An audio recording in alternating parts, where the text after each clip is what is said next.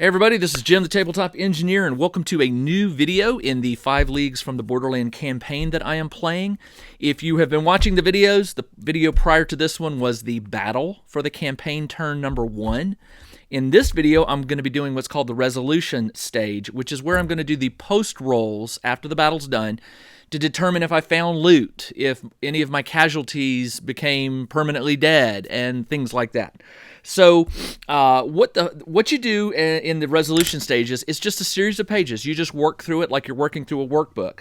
The first thing we're going to do, and it says step 1, is we're going to collect adventure points. Now, there's a table here that you get to various points assigned. For instance, I didn't do a contract, so I don't get that point. I did not defeat the lieutenant in my last battle, so I don't get that. I didn't go up against a unique foe or an aberration, and I didn't do a ride patrol.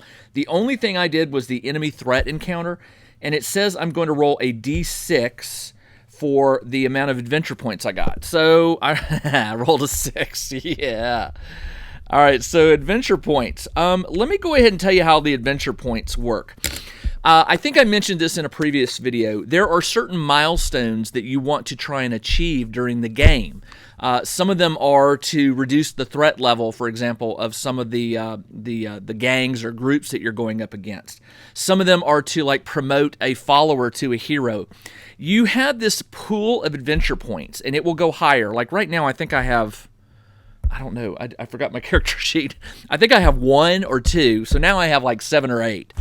You just collect them, and then when you reach certain points, it will let you do, in certain stages, it will tell you that you can attempt a milestone. And what you do to do that is, you take a certain number of points from your adventure point pool. Let's say you have 30, all right? You assign a certain number to a milestone that you want to attempt, and then you roll a d6, and you have to come in underneath it. I think it may be equal or underneath. I will check. But either way, let's say I pick 6 and I roll a 5. Well, I know I came under it. So then I would actually have attempted that milestone and been successful. If, for example, I only allocate 3 and I rolled a 4, then I fail the milestone and I lose those adventure points. So you want to make sure you're collecting adventure points and storing them up so that when you do have a chance to do a milestone, you can. Now, one of the things that I can do during the resolution stage right now, it says adventure milestones, reduce a threat. If you'll remember back in, I think, video 2, when I picked my threats in my region, I picked the lizard folk, the goblins, and the gangs and brigands or bandits or whatever. The lizard folks were threat number 6, and the other 2 were threat number 5. Your job during the campaign, one of your mini goals in the campaign, is to reduce those threat levels to 0.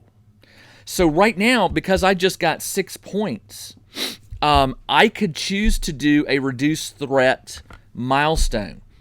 Here's the thing. I don't want to do that just yet because I'm not sure. I haven't gone through the entire campaign turn to see what all milestones are available. I've read the rulebook, but I can't remember where they all come into play.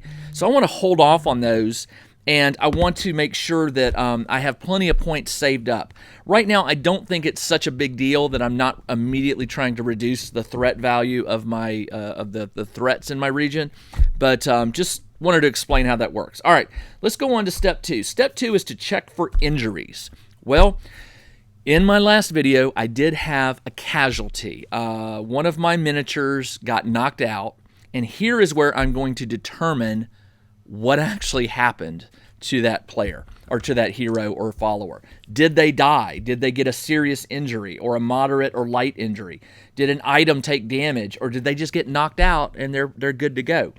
Depending upon what happens, they're either out for good or they're out for a certain number of game turns. So not really good. I'm rolling not on the... There are 2 tables here. There's one for rolling injuries for a hero, and there's one for followers. The warband member that was taken out was a follower, so I'll be rolling on this one. Green is high, and I rolled, what is that, a 19? A 19, which is dead. Sorry, and it just says, sorry. So the follower, and I think they were orange, I can't remember their name, they are DEAD, dead. That stinks. All right, which probably means I'm going to have to do a recruit action at some point to get me another warband member, because right now I'm down to 5. All right, I do not have to do the flight in the dark tables. These add more danger to the risk to the roll, because if you lose the objective, if you fail to meet your objective, some of the scenarios will tell you that if you fail to meet the objective, one random hero or follower has to roll on a flight in the dark table. The flight in the dark table is not as bad. For example, the injured table heroes, if they're injured, 0 to 20 is dead. All right, but here you only die if you roll a 0-1 to a 0-5. So you fleed. This also happens if you decide to bug out if you don't get your objective and you retreat. There's a rule related to when you roll on the flight in the dark table. So sometimes it is better to run away. The chance of you dying is much lower, although it is an option for a hero and for a follower. So here's what I'm going to do. I'm going to burn a story point. A story point will allow me to roll on one table, and I have to take one of the 2 rolls. Well, he's dead, so I'm going to spend that bonus point, and I'm going to roll again, and hopefully I'm going to spend a story point, and I'm going to roll again, and this time I rolled a 68, which is an item is damaged. So I minus 1 story point, and you know what? That was worth it. I have a damaged item, and I will do this offline, but the way it works is you take all their items, weapon and armor and any magic or potions or anything they have, and you roll randomly, and that item becomes, well, actually it just says item damage. I think that it's just for armor. Let me see. Randomly select an item from the weapons and armor. Okay, so magic items are off limits. Armor and weapons. This guy only has armor and I believe he only has armor and did he have a bow? I cannot remember. I should have brought my character sheet down here. I don't know why I didn't do that. But I will look it up, and I tell you what I'll do. Just to be fair, on a 1 to 3, it's the armor, and on a 4 to 6, it's the weapon. So a 1. So the damage will be armor. So there you go. I've already determined what it will be. Let's go on to step 3. Check for advancement. Well, guess what? These guys do not have enough XP. XP is on page 193. And here's how it works. You get 1 XP if you survived the encounter, awarded to all participants. And I think even though I had a casualty, I think that one still gets the plus 1 XP. Enemy leader slain, didn't happen. Heroic Slayer, I didn't do an aberration fight. Held the field or achieved an objective. Plus 1 XP to all heroes. So basically, all of my heroes are going to get 2 XP for this particular campaign turn. It's not enough to get what's called an advanced roll. I need 4 XP to get an advancement roll, which allows you to upgrade like one of your stats or something like that. So I'm going to go back here to step 3 where it says check for advancement. I cannot advance, but all my heroes are plus 2 XP. And that was step 3. Let's go to step 4. Roll for loot. Here we go. This is the fun one. If you achieved your objective, you get 1 roll on the loot table. I did achieve the objective. I fetched the item and got it off. What I did not do is hold the field. So I will not get to roll for an unusual find in step 5. I only get to roll on page 196 for the loot. So let's go ahead and do that. Turn to page 196. There is a table here, right here, on a D100 called the loot table. This one is the valuables, which is one of the options. So I'm going to roll on this table first, and it's a D100. And I rolled a 56, which is a tool loot. I rolled a 56. And so you come over to the tools chart, which is right here on page 198, and you roll a D100 again. And I rolled a 92, which is thieves tools. That sounds pretty good. I don't really have a thief, I don't believe. And if you want to know what the item is, you can go back. There's some place where it lists what all the things are, and you can kind of read up on it. In armor, let's see, tools. Yeah. So somewhere in this book, I'm not going to hunt it up right now, there is a description of what the thieves' tools do. It probably just gives me a bonus on a roll for one of these skills or what have you. All right, so I rolled on the loot. Not much excitement there, although I guess you can sell the loot. And it says items are sold in town during the normal trades. Okay, so I'm not doing that. Let's go back to step 5, which I get to skip because I did not hold the field, which is unfortunate because if you hold the field, there are some really cool stuff you can find. Armor, bows, spears, just great stuff. There's a chart you roll on for what you find on the field, and then subcharts for what, like weapon or armor or things like that. And again, it's pretty cool. I really kind of wish I could have held the field, but I was outnumbered, I think, like 7-3. And all 4 sling guys were still alive, and they were just wearing me down over the ranged weapon usage. So anyway, we'll skip step 5, and that's unfortunate, but maybe next time. Step 6 is called Settle In. This is where you determine whether or not you are in town or in camp. Now, you may have to go back and review. I know I did in one of the previous videos. When I rolled for this scenario, it was in the same area as wherever I was currently located. I was in town. So because of that, I can say I'm just returning back to town. I don't have to do a travel roll. So I'm going to stay in town mainly because when I'm in town, I can spend some of my money to maybe buy some stuff.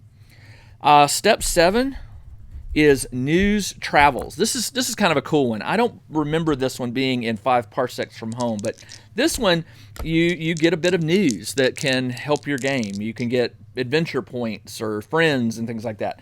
So you roll a D100, and I rolled a 68, and this is spread over a couple pages. 68 says, a caravan is arriving in town. Select a random settlement.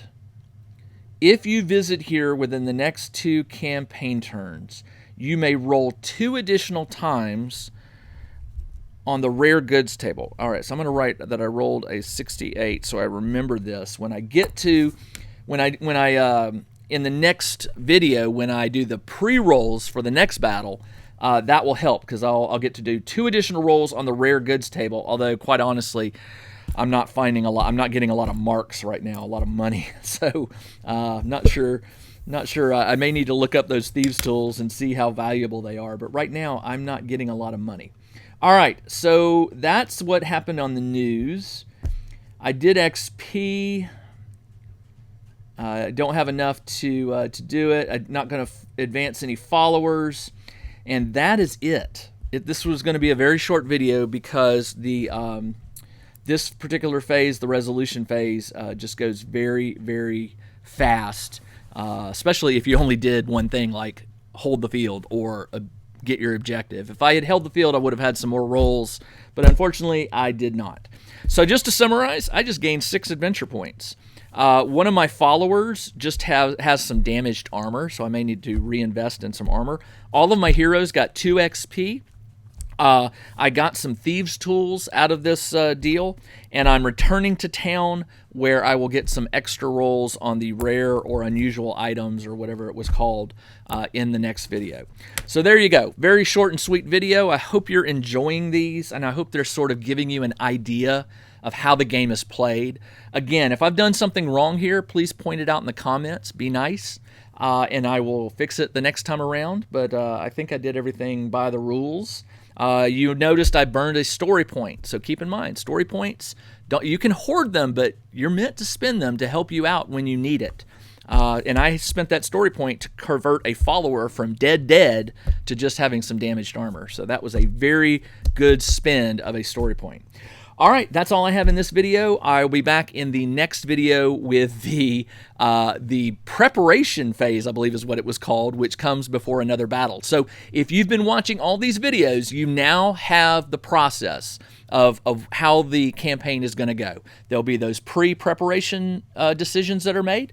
There'll be the battle, which is done with your miniatures, and then there is the resolution phase, and then you do it all over again. So after this video ends, I am on campaign turn number 2. Keep in mind, there's 3 different phases sort of that you're going to go through in a campaign turn. Actually, I think there may be more than that, but this is the cycle that you're going to do in this game. I hope this is helping you make a decision about whether this game may be for you. And if you've already bought the rule book and just haven't started playing yet, hopefully this is convincing you that it is not extremely difficult to pick up and play. It's actually quite fun. So hope you're enjoying the videos, and they will continue to come. All right, this is Jim, the Tabletop Engineer. Everybody, thanks for joining me. I'll be back with the next video. Everybody, take care.